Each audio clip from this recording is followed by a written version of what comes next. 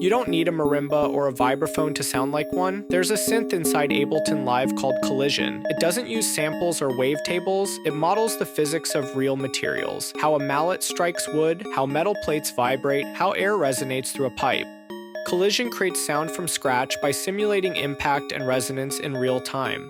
You start with a mallet or a burst of noise to excite the sound.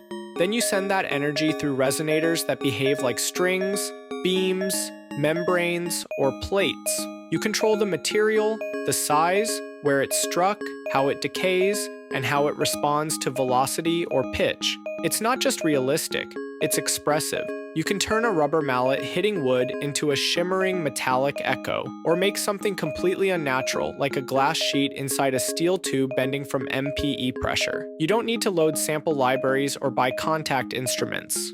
Every sound is unique. Every hit reacts in real time, and it barely touches your CPU. Want to master Ableton? We put together a free collection of tools and resources to help you level up. Comment Ableton and we'll DM you the link.